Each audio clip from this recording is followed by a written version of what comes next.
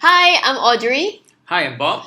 and today's burning question is what's the difference between Google Ads and SEO? So, what do you think, Bob?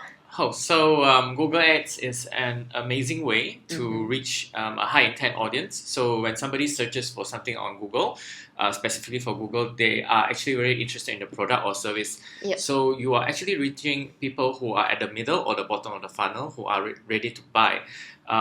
Whereas SEO does the same thing, but Google Ads reach out to more than just Google searches. They reach out to the display ads, they go into Gmail ads. So, any thoughts you have on SEO? Well, I think by the end of the day, when it comes to Google Ads and SEO, we talk about how much money and time you need to spend, right? For Google Ads, obviously you spend money, but for SEO, you need to spend the time.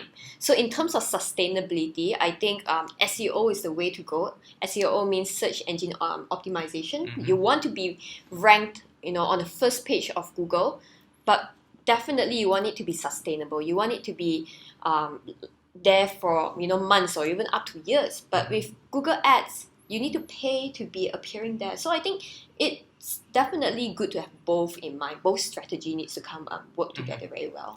SEO is great, as Audrey said, for a long-term strategy, but it takes time, to build the content and also optimize your website. Another advantage when it comes to Google Ads is you're able to target the brand names of your competitors, which it's very hard for you to optimize.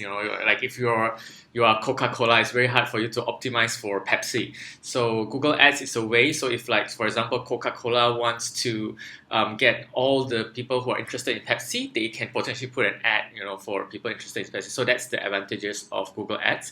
For SEO is, of course, a very takes time for you to see the results, but it's a great strategy that you should build on the long term. That sounds great. And if you have any questions or something that you want to ask about, feel free to join us at our next Digital Marketing Lab.